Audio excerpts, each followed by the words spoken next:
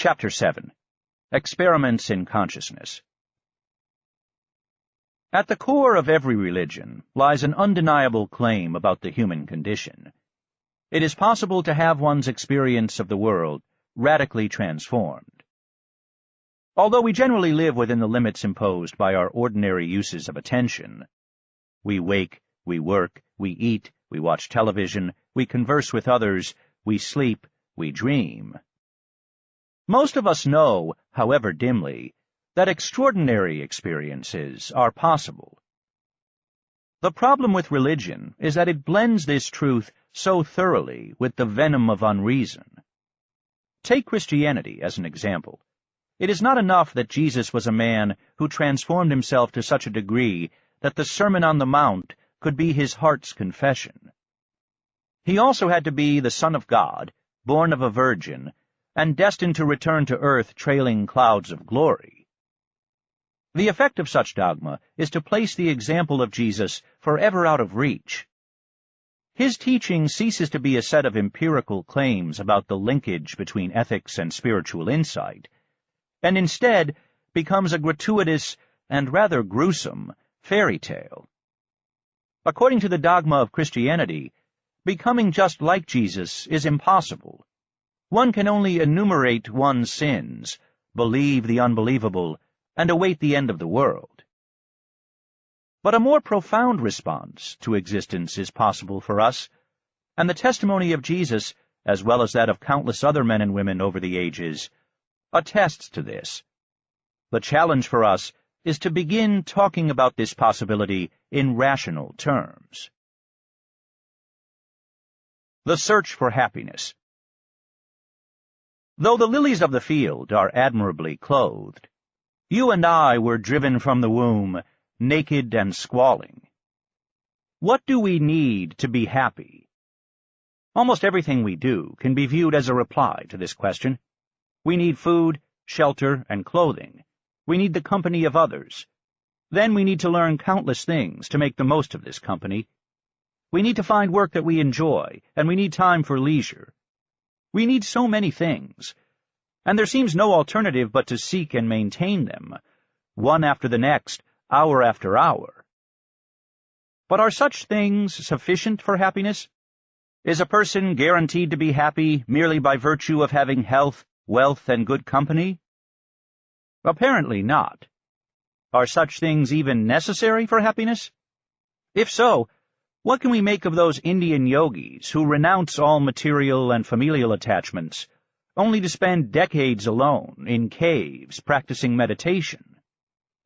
It seems that such people can be happy as well.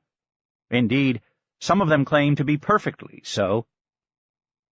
It is difficult to find a word for that human enterprise which aims at happiness directly, at happiness of a sort that can survive the frustration of all conventional desires. The term spirituality seems unavoidable here, and I have used it several times in this book already, but it has many connotations that are frankly embarrassing. Mysticism has more gravitas, perhaps, but it has unfortunate associations of its own. Neither word captures the reasonableness and profundity of the possibility that we must now consider, that there is a form of well-being that supersedes all others, indeed, that transcends the vagaries of experience itself. I will use both spirituality and mysticism interchangeably here, because there are no alternatives, but the reader should remember that I am using them in a restricted sense. While a visit to any New Age bookstore will reveal that modern man has embraced a daunting range of spiritual preoccupations, ranging from the healing power of crystals and colonic irrigation to the ardors of alien abduction, our discussion will focus on a specific insight that seems to have special relevance to our pursuit of happiness. Most spiritual teachings agree that there is more to happiness than becoming a productive member of society, a cheerful consumer of every licit pleasure, and an enthusiastic bearer of children, disposed to do the same. Indeed, many suggest that it is our search for happiness, our craving for knowledge and new experience, our desire for recognition, our efforts to find the right romantic partner, even our yearning for spiritual experience itself, that causes us to overlook a form of well-being that is intrinsic to consciousness in every present moment. Some version of this insight seems to lie at the core of many of our religions, and yet it is by no means always easy to discern among the articles of faith. While many of us go for decades without experiencing a full day of solitude, we live every moment in the solitude of our own minds. However close we may be to others, our pleasures and pains are ours alone. Spiritual practice is often recommended as the most rational response to this situation. The underlying claim here is that we can realize something about the nature of consciousness in this moment that will improve our lives. The experience of countless contemplatives suggests that consciousness, being merely the condition in which thought, emotion, and even our sense of self arises, is never actually changed by what it knows. That which is aware of joy does not become joyful. That which is aware of sadness does not become sad. From the point of view of consciousness, we are merely aware of sights, sounds, sensations, moods, and thoughts. Many spiritual teachings allege that if we can recognize our identity as consciousness itself, as the mere witness of appearances, we will realize that we stand perpetually free of the vicissitudes of experience. This is not to deny that suffering has a physical dimension. The fact that a drug like Prozac can relieve many of the symptoms of depression suggests that mental suffering can be no more ethereal than a little green pill. But the arrow of influence clearly flies both ways. We know that ideas themselves have the power to utterly define a person's experience of the world. Even the significance of intense physical pain is open to subjective interpretation. Consider the pain of labor. How many women come away from the experience traumatized? The occasion itself is generally a happy one, assuming all goes well with the birth. Imagine how different it would be for a woman to be tortured by having the sensations of a normal labor inflicted upon her by a mad scientist. The sensations might be identical, and yet this would certainly be among the worst experiences of her life. There is clearly more to suffering, even physical pain, than painful sensation alone. Our spiritual traditions suggest that we have considerable room here to change our relationship to the contents of consciousness, and thereby to transform our experience of the world. Indeed, a vast literature on human spirituality attests to this. It is also clear that nothing need be believed on insufficient evidence for us to look into this possibility with an open mind. Consciousness. Like Descartes, most of us begin these inquiries as thinkers, condemned by the terms of our subjectivity to maneuver in a world that appears to be other than what we are. Descartes accentuated this dichotomy by declaring that two substances were to be found in God's universe, matter and spirit. For most of us, a dualism of this sort is more or less a matter of common sense, though the term spirit seems rather majestic, given how our minds generally comport themselves. As science has turned its reifying light upon the mysteries of the human mind, however, Descartes' dualism, along with our own folk psychology, has come in for some rough treatment. Bolstered by the undeniable successes of 3 centuries of purely physical research, many philosophers and scientists now reject Descartes' separation of mind and body, spirit and matter, as the concession to Christian piety that it surely was, and imagine that they have thereby erased the conceptual gulf between consciousness and the physical world. In the last chapter we saw that our beliefs about consciousness are intimately linked to our ethics. They also happen to have a direct bearing upon our view of death. Most scientists consider themselves physicalists. This means, among other things, that they believe that our mental and spiritual lives are wholly dependent upon the workings of our brains. On this account, when the brain dies, the stream of our being must come to an end.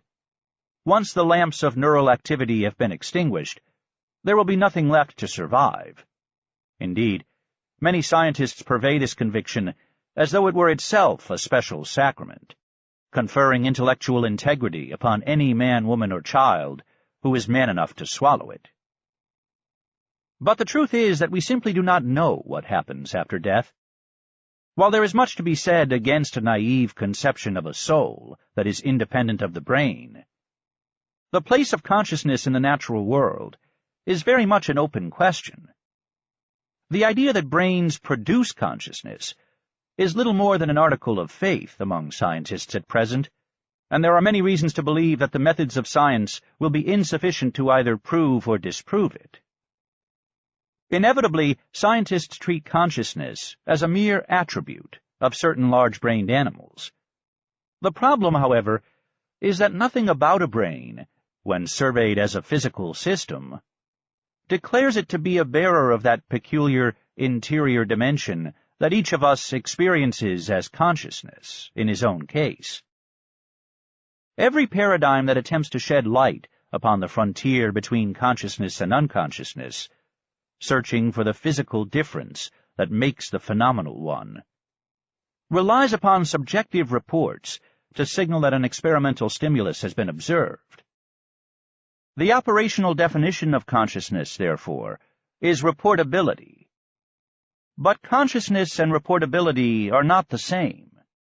Is a starfish conscious? No science that conflates consciousness with reportability will deliver an answer to this question. To look for consciousness in the world on the basis of its outward signs is the only thing that we can do. To define consciousness in terms of its outward signs, however, is a fallacy. Computers of the future, sufficiently advanced to pass the Turing test, will offer up a wealth of self-report, but will they be conscious? If we don't already know, their eloquence on the matter will not decide the issue. Consciousness may be a far more rudimentary phenomenon than are living creatures and their brains, and there appears to be no obvious way of ruling out such a thesis experimentally. And so, while we know many things about ourselves in anatomical, physiological, and evolutionary terms, we currently have no idea why it is like something to be what we are. The fact that the universe is illuminated where you stand, the fact that your thoughts and moods and sensations have a qualitative character, is an absolute mystery, rivaled only by the mystery, famously articulated by the philosopher Schelling, that there should be anything at all in this universe, rather than nothing.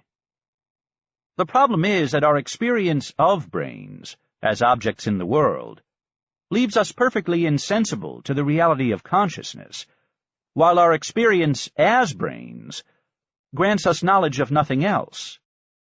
Given this situation, it is reasonable to conclude that the domain of our subjectivity constitutes a proper and essential sphere of investigation into the nature of the universe, as some facts will be discovered only in consciousness in first-person terms, or not discovered at all. Investigating the nature of consciousness directly, through sustained introspection, is simply another name for spiritual practice. It should be clear that whatever transformations of your experience are possible, after 40 days and 40 nights in the desert, after 20 years in a cave, or after some new serotonin agonist has been delivered to your synapses, these will be a matter of changes occurring in the contents of your consciousness. Whatever Jesus experienced, he experienced as consciousness. If he loved his neighbor as himself, this is a description of what it felt like to be Jesus while in the presence of other human beings. The history of human spirituality is the history of our attempts to explore and modify the deliverances of consciousness through methods like fasting, chanting, sensory deprivation, prayer, meditation, and the use of psychotropic plants. There is no question that experiments of this sort can be conducted in a rational manner. Indeed, they are some of our only means of determining to what extent the human condition can be deliberately transformed. Such an enterprise becomes irrational only when people begin making claims about the world that cannot be supported by empirical evidence. What are we calling I? Our spiritual possibilities will largely depend on what we are as selves. In physical terms, each of us is a system, locked in an uninterrupted exchange of matter and energy with the larger system of the Earth. The life of your very cells is built upon a network of barter and exchange, over which you can exercise only the crudest conscious influence, in the form of deciding whether to hold your breath or take another slice of pizza out of the fridge.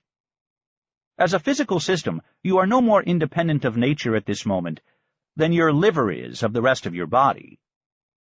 As a collection of self-regulating and continually dividing cells, you are also continuous with your genetic precursors, your parents, their parents, and backward through tens of millions of generations, at which point your ancestors begin looking less like men and women with bad teeth, and more like pond scum. It is true enough to say that, in physical terms, you are little more than an eddy in a great river of life. But of course, your body is itself an environment teeming with creatures, in relation to which you are sovereign in name alone.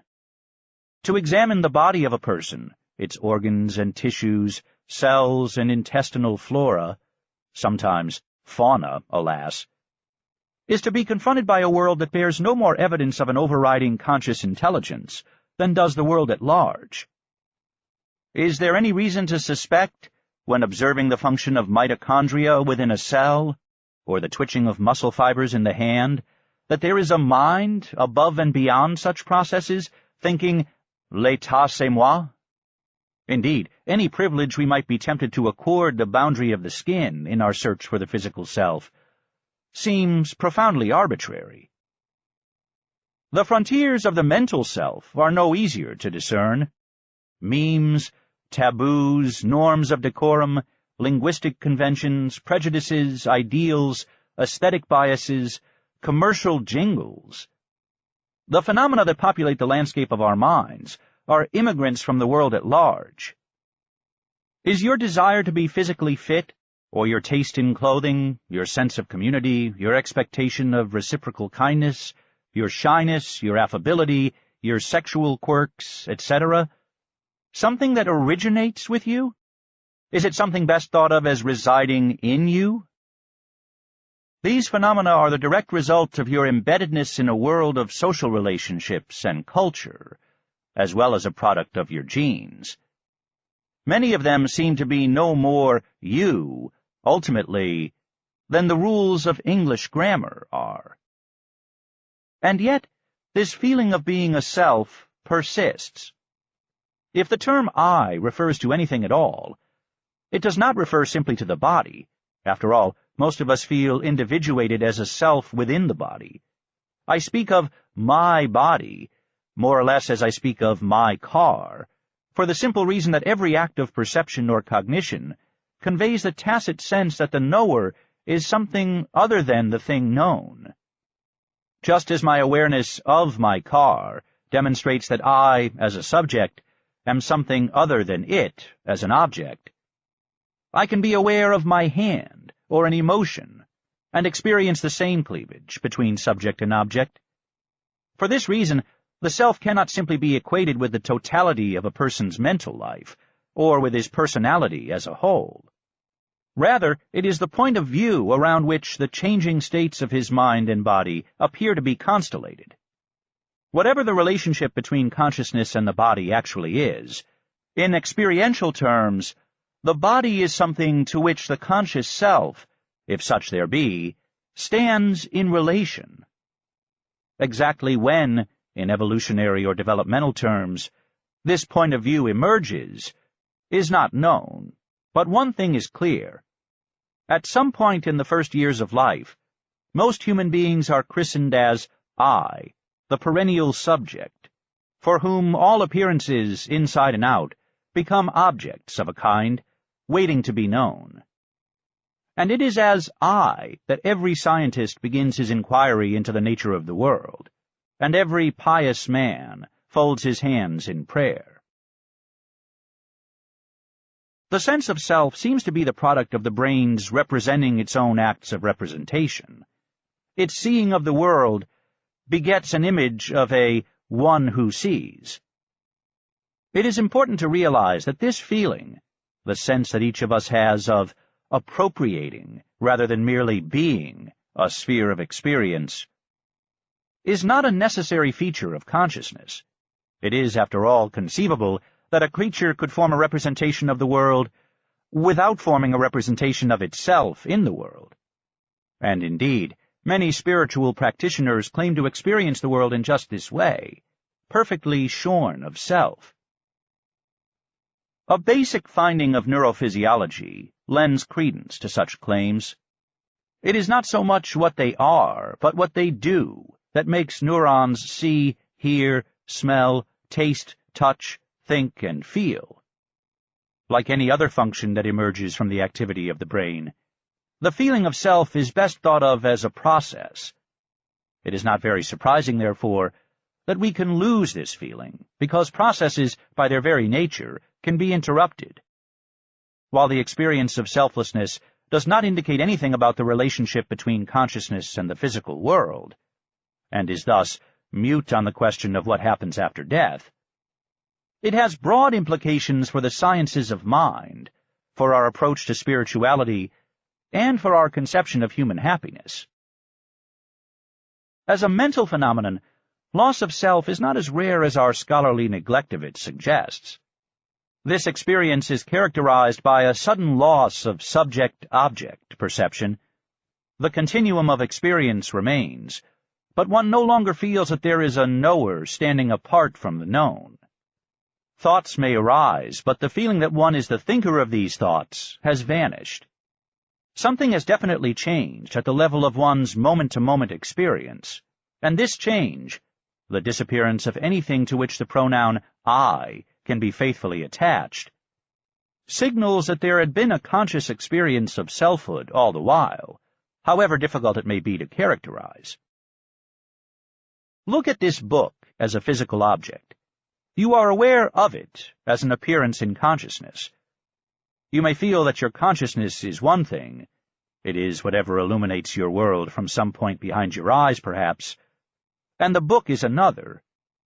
This is the kind of dualistic, subject-object perception that characterizes our normal experience of life. It is possible, however, to look for yourself in such a way as to put this subject-object dichotomy in doubt, and even to banish it altogether.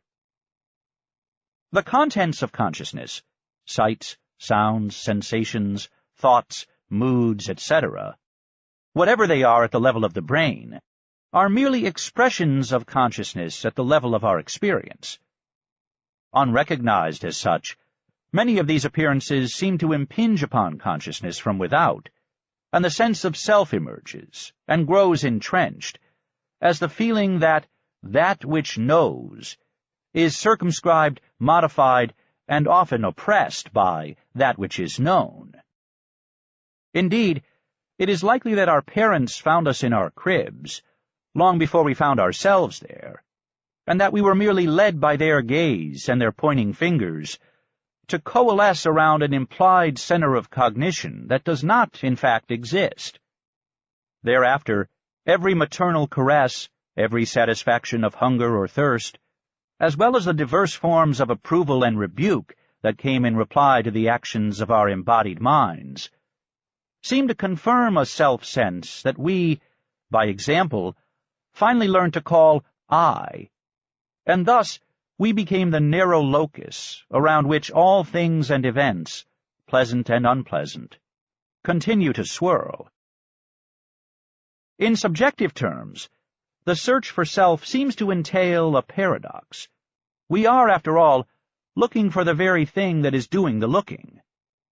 Thousands of years of human experience suggests, however, that the paradox here is only apparent. It is not merely that the component of our experience that we call I cannot be found. It is that it actually disappears when looked for in a rigorous way. The foregoing is just a gloss on the phenomenology here, but it should be sufficient to get us started.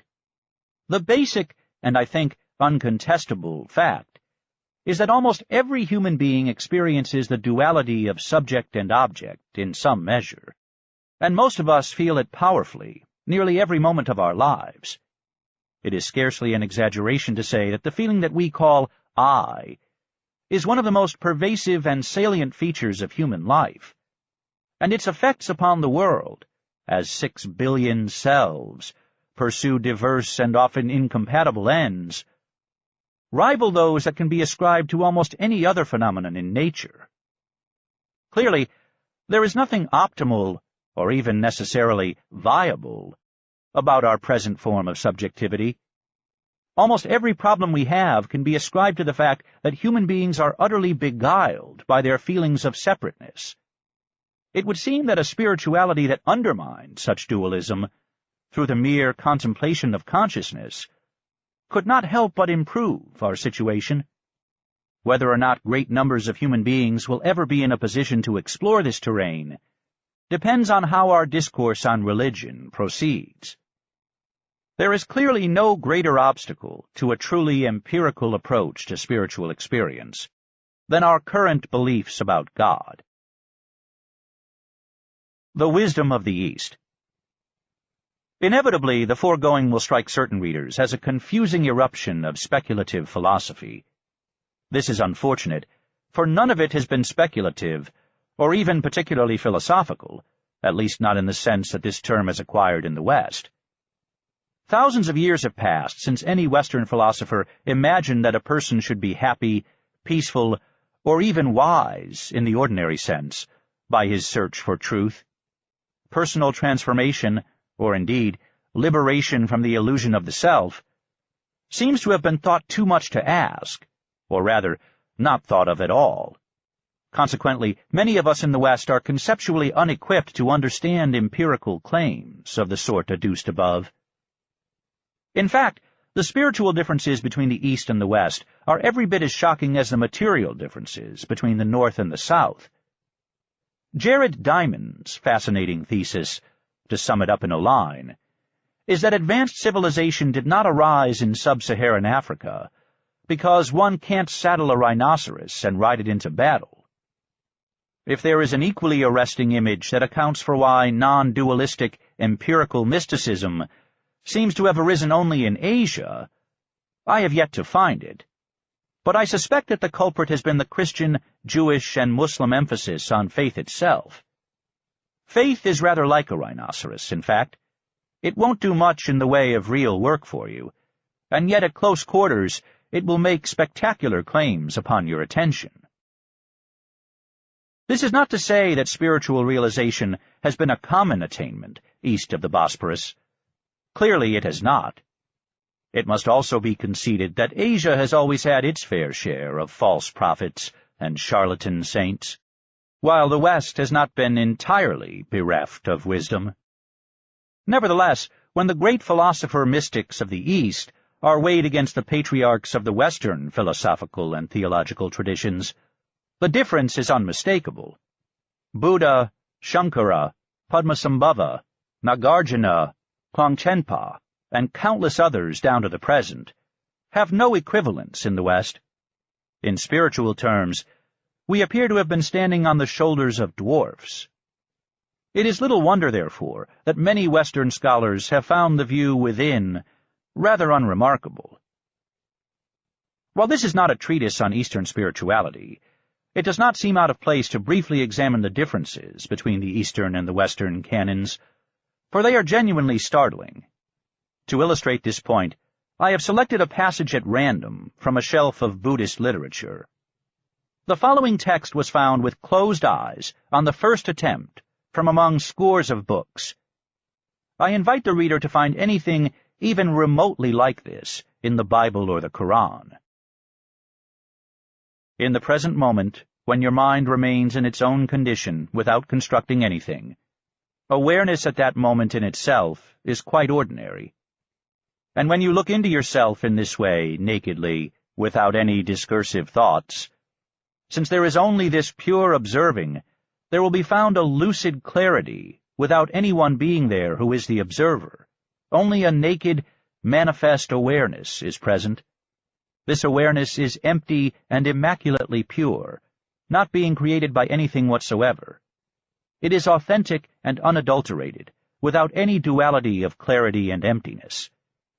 It is not permanent, and yet it is not created by anything. However, it is not a mere nothingness, or something annihilated because it is lucid and present. It does not exist as a single entity because it is present and clear in terms of being many. On the other hand, it is not created as a multiplicity of things because it is inseparable and of a single flavor. This inherent self-awareness does not derive from anything outside itself. This is the real introduction to the actual condition of things. Padmasambhava. One could live an eon as a Christian, a Muslim, or a Jew, and never encounter any teachings like this about the nature of consciousness. The comparison with Islam is especially invidious because Padmasambhava was virtually Muhammad's contemporary. While the meaning of the above passage might not be perfectly apparent to all readers, it is just a section of a longer teaching on the nature of mind and contains a fair amount of Buddhist jargon, clarity, emptiness, single flavor, etc. It is a rigorously empirical document, not a statement of metaphysics. Even the contemporary literature on consciousness, which spans philosophy, cognitive science, psychology, and neuroscience, cannot match the kind of precise phenomenological studies that can be found throughout the Buddhist canon. Although we have no reason to be dogmatically attached to any one tradition of spiritual instruction, we should not imagine that they are all equally wise or equally sophisticated. They are not. Mysticism, to be viable, requires explicit instructions, which need suffer no more ambiguity or artifice in their exposition than we find in a manual for operating a lawnmower. Some traditions realized this millennia ago. Others did not. Meditation. Most techniques of introspection that aim at uncovering the intrinsic properties of consciousness are referred to as methods of meditation. To be told that a person is meditating, however, is to be given almost no information at all about the content of his experience. Meditation, in the sense that I use it here, refers to any means whereby our sense of self, of subject-object dualism in perception and cognition, can be made to vanish, while consciousness remains vividly aware of the continuum of experience. Inevitably, the primary obstacle to meditation is thinking. This leads many people to assume that the goal of meditation is to produce a thought-free state. It is true that some experiences entail the temporary cessation of thought, but meditation is less a matter of suppressing thoughts than of breaking our identification with them, so that we can recognize the condition in which thoughts themselves arise.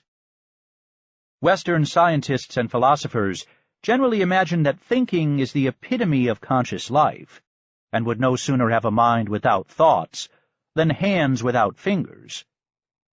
The fundamental insight of most Eastern schools of spirituality, however, is that while thinking is a practical necessity, the failure to recognize thoughts as thoughts, moment after moment, is what gives each of us the feeling that we call I, and this is the string upon which all our states of suffering and dissatisfaction are strung.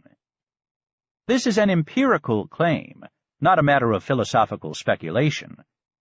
Break the spell of thought, and the duality of subject and object will vanish, as will the fundamental difference between conventional states of happiness and suffering.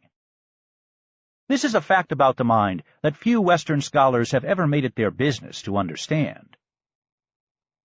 It is on this front that the practice of meditation reveals itself to be both intellectually serious and indispensable. There is something to realize about the nature of consciousness, and its realization does not entail thinking new thoughts. Like any skill that requires refinements in perception or cognition, the task of recognizing consciousness prior to the subject-object dichotomy can be facilitated by an expert, but it is, at least in principle, an experience that is available to anyone. You are now seated, reading this book. Your past is a memory. Your future is a matter of mere expectation. Both memories and expectations can arise in consciousness only as thoughts in the present moment. Of course, reading is itself a species of thinking. These sentences do not feel like your thoughts, however. Your thoughts are the ones that arrive unannounced and steal you away from the text. They may have some relevance to what you are now reading. You may think, didn't he just contradict himself there? Or they may have no relevance at all. You may suddenly find yourself thinking about tonight's dinner, or about an argument you had days ago. We all know what it is like to read whole paragraphs and even pages of a book without assimilating a word. Few of us realize that we spend most of our lives in such a state, perceiving the present sights, sounds, tastes, and sensations, only dimly through a veil of thought. We spend our lives telling ourselves the story of past and future, while the reality of the present goes largely unexplored. Now we live in ignorance of the freedom and simplicity of consciousness, prior to the arising of thought. Your consciousness, while still inscrutable in scientific terms, is an utter simplicity as a matter of experience. It merely stands before you, and as everything else that appears to your notice. You see this book, you hear a variety of sounds, you feel the sensations of your body in space, and then thoughts of past and future arise, endure for a time, and pass away. If you will persistently look for the subject of your experience, however, its absence may become apparent, if only for a moment. Everything will remain, this book, your hands, and yet the illusory divide that once separated knower from known, self from world, inside from outside, will have vanished. This experience has been at the core of human spirituality for millennia. There is nothing we need believe to actualize it. We need only look closely enough at what we are calling I. Once the selflessness of consciousness has been glimpsed, spiritual life can be viewed as a matter of freeing one's attention more and more, so that this recognition can become stabilized. This is where the connection between spirituality and ethics becomes inescapable. A vast literature on meditation suggests that negative social emotions, such as hatred, envy, and spite, both proceed from and ramify our dualistic perception of the world. Emotions such as love and compassion, on the other hand, seem to make our minds very pliable in meditative terms, and it is increasingly easy to concentrate under their influences. It does not seem surprising that it would be easier to free one's attention from the contents of thought and simply abide as consciousness if one's basic attitude toward other human beings were positive, and if one had established relationships on this basis. Lawsuits, feuds, intricate deceptions, and being shackled and brought to The Hague for crimes against humanity are not among the requisites for stability in meditation.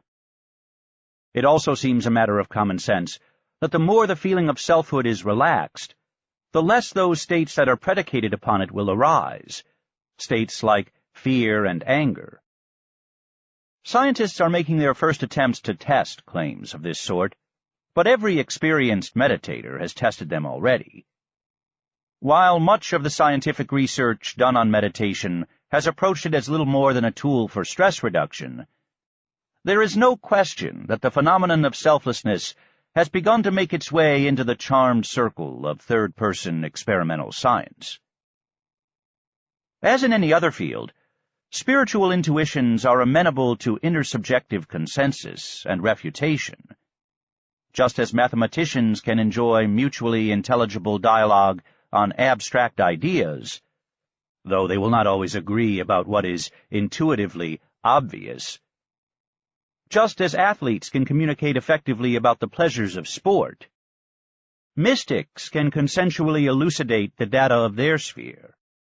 Thus, genuine mysticism can be objective, in the only normative sense of the word that is worth retaining, in that it need not be contaminated by dogma. As a phenomenon to be studied, Spiritual experience is no more refractory than dreams, emotions, perceptual illusions, or, indeed, thoughts themselves. A strange future awaits us.